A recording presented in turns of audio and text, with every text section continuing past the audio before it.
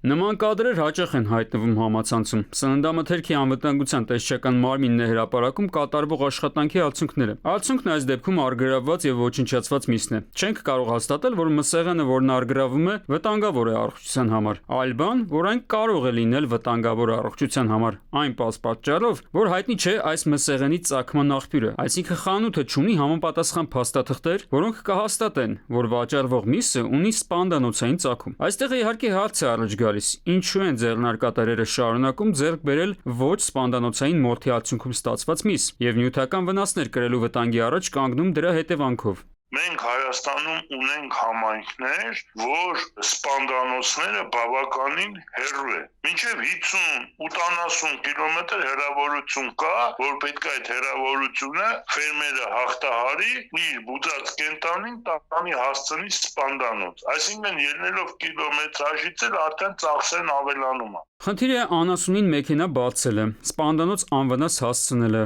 որպեսզի մսի որակը չընկնի, բացատրում են մասնագետները։ Այսինքն կա օրենք, սակայն բավարար քանակի ենթակառուցվածքներ չկան։ Այն, որ մի մարզում կա այսքան սպանդանոց, չի նշանակում, որ հարևան մարզում բնակվող ինչ-որ ֆերմեր կարողանելու է իր կենդանիներին տեղափոխել այնտեղ մորթի համար։ Բացի այդ, դեռ հարց է, արդյոք սպանդանոցներն իրենք ապահովում են համապատասխան պայմաններ անվտանգ մորթի համար։ Եթե այսօր հանրապետությունում լուրջ խնդիր է, հիվանդությունները տարածված են, վխտում են, եթե հիվանդ կենտանին նույնիսկ սպանդանոց տանեն, սպանդանոցում այդ կենտանին չի առողջանալու։ Սննդամթերքի անվտանգության տեսչական մարմնում բացատրում են, գործարկված նոր համակարգով կարողանում են ստուգել կենթանուն առնչվող բոլոր անհրաժեշտ փաստաթղթերի, այդ թվում անասնաբուժի տրամադրածների առկայությունը։ Արտադիր այդ համակարգ պետք է կցվեն համապատասխան փաստաթղթերը, դա կենթաների ուղեկցող Համար 1 անասնաբուժական վկայականն է։ Մորթից հետո մսի անասնաբուժասանիտարական փորձաքննության իրականացման փաստաթղթերն արձանագրությունն է կցվում եւ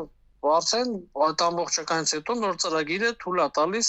գեներացնել, տրամադրել միս ուղեկցող փաստաթուղթ։ Մասնագետները նախորդ ժամանակաշրջանում բարձրաձայնում էին այս դաշտում հնարավոր թղթավաճառության վտանգի մասին։ Ինչն է խանգարում սպանդանոցներին առանց մորթ անելու պարզապես փաստաթուղթ տրամադրել գումարի դիմաց։ Նախկինում մեր կողմից բացահայտվել են որոշ դեպքեր, որ կեղծ մորթի արդյունքում, այսինքն կենթանու մորթ չի իրականացվել, բայց արդյունքում տրվել է ուղեկցող անասնաբուժական վկայական ձև համար 5, ինչև կենթանու մորթը սկսելը պետք է պարտադիր վիդեոնկարը հանում անեն ծրագրի միջոցով, որը որ ապացուցում է կենթանու մորթը։ Եթե չի ապահովում, ծրագիրը առաջ չի տալի։ Ինչ վերաբերում է հենց սպանդանոցների հիգիենիկ սանիտարական պայմաններին, սննդամթերքի տեսչական մարմինը պլանային ստուգումներ է կատարում այս օբյեկտներում։ Տեսչությունը թերևս սահմանափակ ռեսուրսների պատճառով ստուգումներն իրականացնում է ոչ հաճախակի։ Արմեն Աթալյան, ժամը լրատվական։